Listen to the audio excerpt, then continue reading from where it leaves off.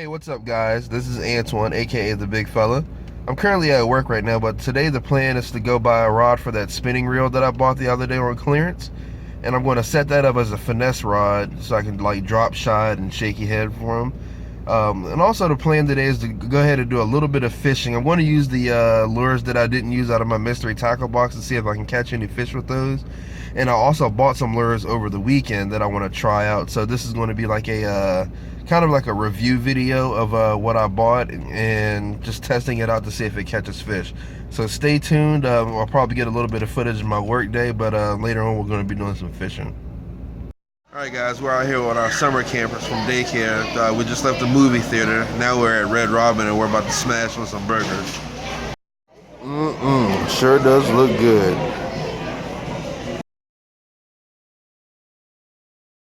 Alright guys, I just left Walmart from purchasing a rod for the reel I bought on clearance over the weekend so I can set that up as my finesse rig. I only paid $24 for the rod, so it was a pretty good deal on that. It's a 7-foot medium action Zebco Rhino, I believe it is. I'll show it to you guys in a little bit. Right now I'm taking my sister to go get her allergy shot. There's my sister and my cousin back there. And then of course you guys know little fella back there, also known as Gavin. But we're driving to the doctor's office now, so I'll show it to you as soon as I get there.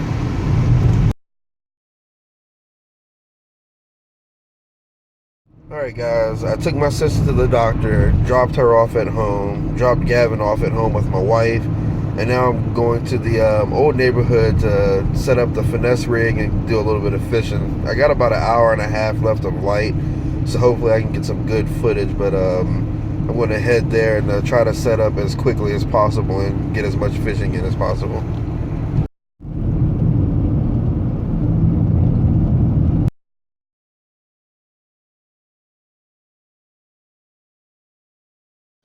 Alright guys, now I'm on to setting up this finesse rig. The rod I bought is a Zebco Rhino Tough. It's a 7-foot medium action rod. It's pretty lightweight. It's a two-piece pole that you gotta put together. I like two-piece poles mainly because I can break them apart and fit them in my trunk. But it's pretty lightweight. I only paid $23.96 plus tax. And I am going to be putting Trilene 8-pound test on this. So let me go ahead and run everything through, and I will show you how I tie the knots on. But first, let me go ahead and put the reel on there. The reel is a Solstice 2500 FI Shimano. It is, finding the gear ratio.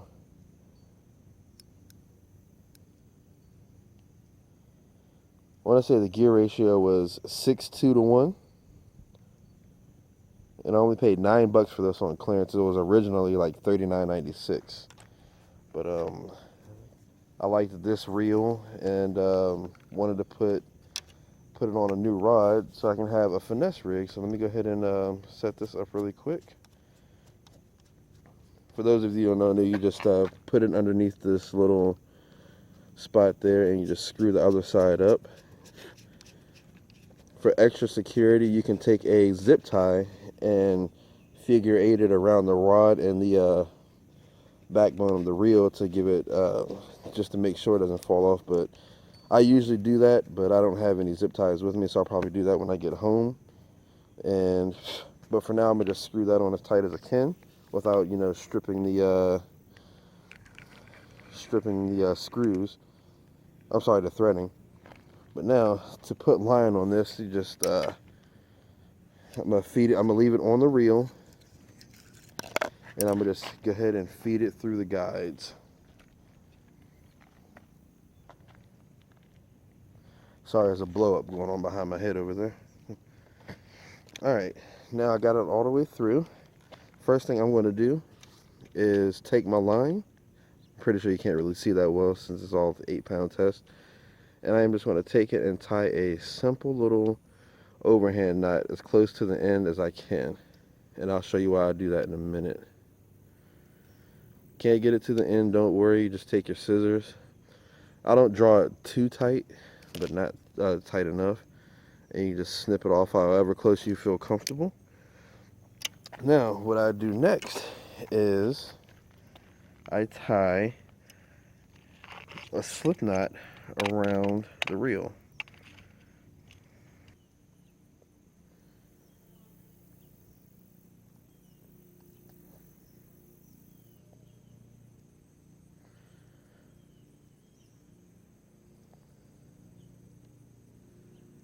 Okay, I got my slip knot, and I just slip that over the reel, and I just pull my main line tight. I'll grab the tag end and give it a little extra snug, and then what I'll do is I'll just pull the tag line, and that knot that the overhand knot that we tied at the end earlier will stop it from continuing. Then you just flip your bail over, and I usually hold the line up against the rod like this and just reel somewhat slow to ensure that no knots are getting on the reel and that it goes on smooth. So I'm going to go ahead and reel this up, and then I'll show you how to tie on a shaky head. All right. So far the reels and rod combination is working pretty good. It casts a mile with very, very little effort. This 7-foot rod. You don't want to cast it too hard because I just learned the hard way. 8-pound test line is not all that strong. I went to go give it a good fling, forgot with it being 8-pound test, and flung the worm about from here to twice the distance that dock is. But it doesn't take much effort at all. I'm pretty sure my son Gavin with this setup probably could cast it to this pier, no problem.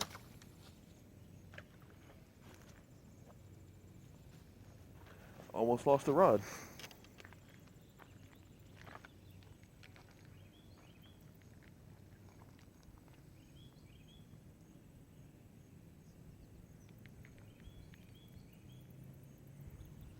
Now when I fish shaky heads, I like to hop it, and then let it sit on the bottom for a minute, and then just shake your rod tip. That usually drives the fish pretty crazy.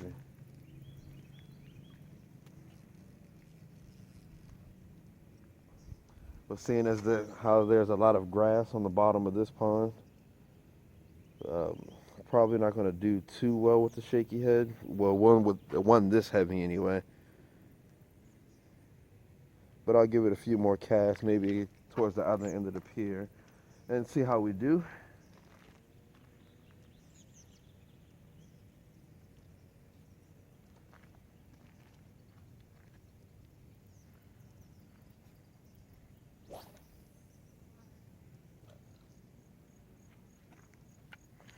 This one casts way better than the reel that I have my Texas and Carolina rig set up on.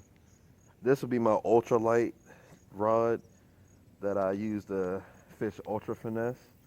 And the other one it'll be like the heavier stuff like Texas rigging and Carolina rigging.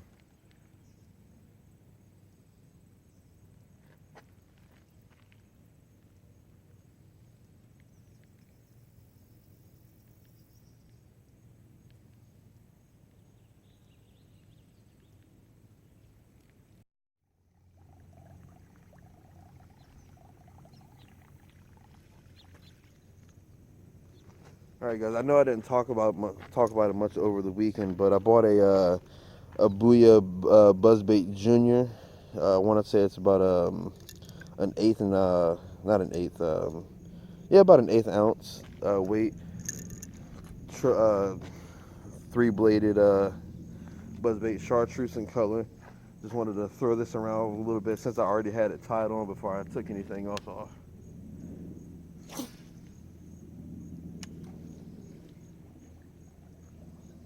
What I'm doing with this one is I'm just rolling it slow. The blades are barely like trickling above the top of the water.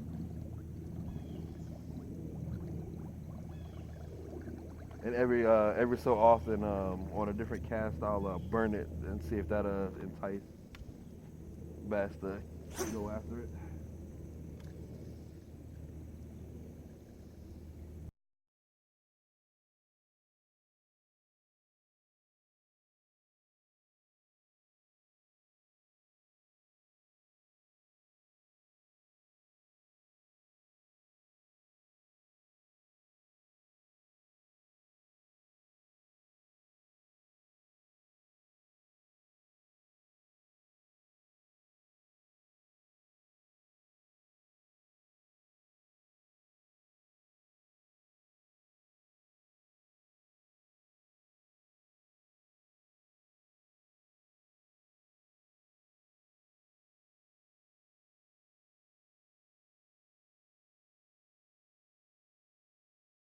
All right, the next thing I'm going to throw out is an all white chatterbait by Z-Man that I bought over the weekend. I'm just going to tie this on. I hear chatterbaits work really well in grass, so I'm just going to toss it where I kept getting snagged in that grass where my shaky head was and test that theory. A I'm sorry, not a buzz bait, a chatterbait. You can work it a couple different ways. You can work it. It almost can kind of sort of substitute for a spinnerbait. You can burn it. You can slow roll it on the bottom. You can work it like a jig. The difference between a chatterbait and a spinnerbait is a chatterbait. This little blade on front sends out vibrations that appeal to the bass's lateral line. So it's just a little added bonus that a chatterbait can give you over a spinnerbait. I mean, I know the spinnerbait, the Colorado and willow blades can help attract bass too by vibrations, but you can actually feel the vibrations through the tip of this thing. So let me go ahead and cast it out here where this grass is and see what we come up with.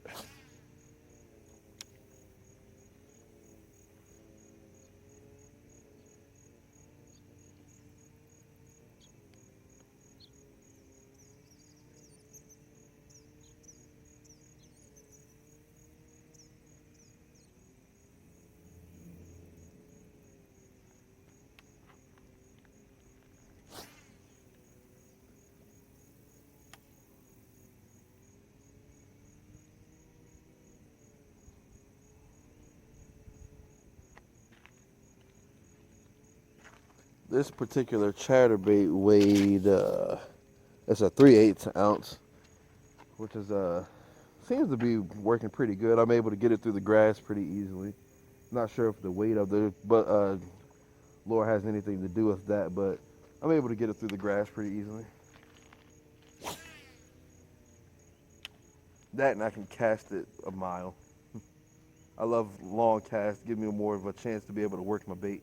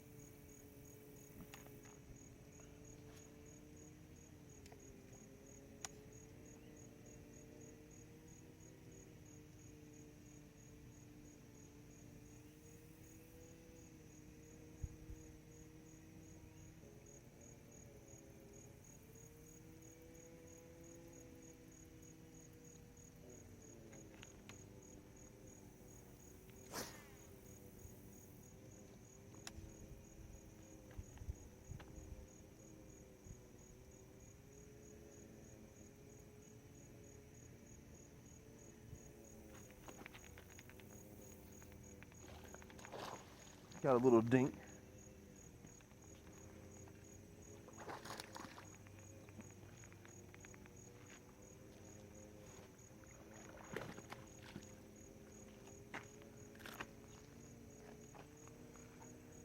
Got one off the white chatterbait.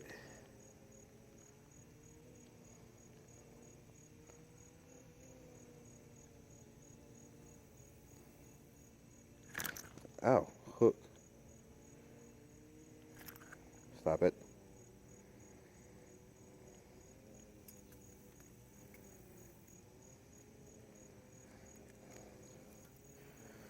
Numero uno.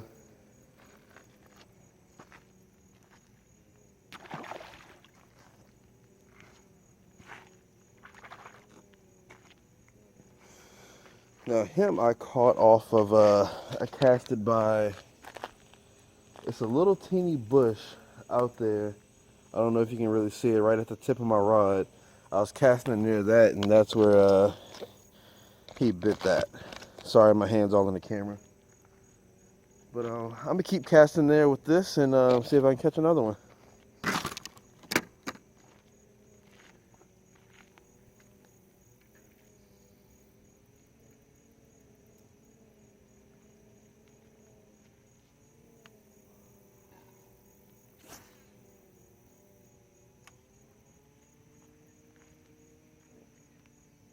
And that one I was just, I would fast roll it, then slow roll it to make it slow down a little bit on the bottom. And now give it a couple quick pops like that.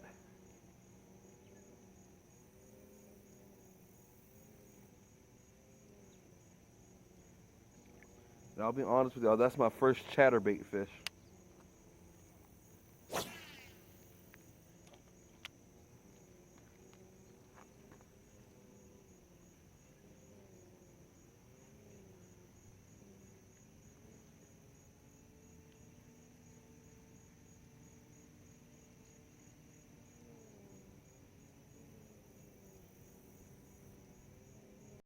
All right, the next one I'm going to use is this spinner bait.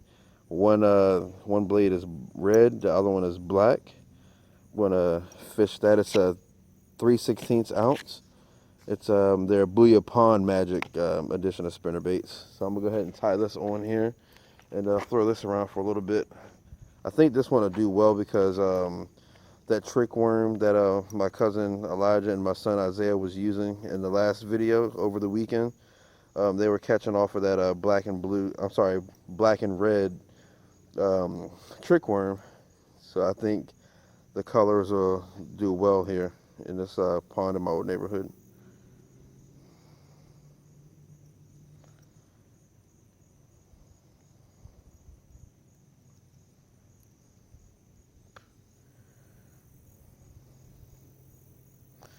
The bugs here are really vicious tonight. I'm not sure what's going on with that.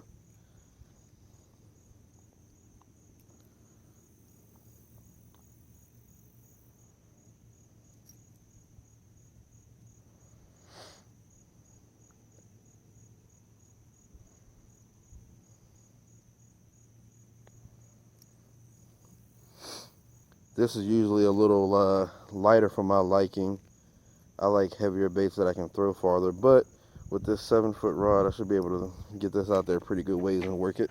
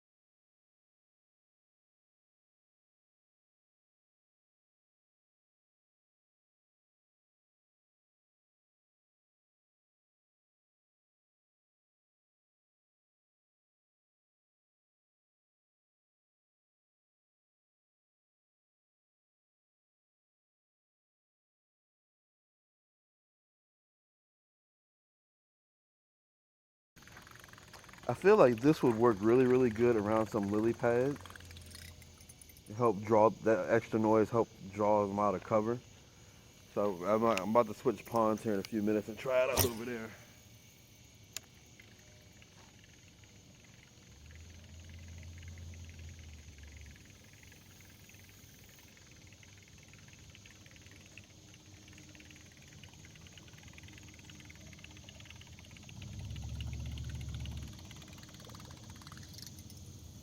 All right, one more cast.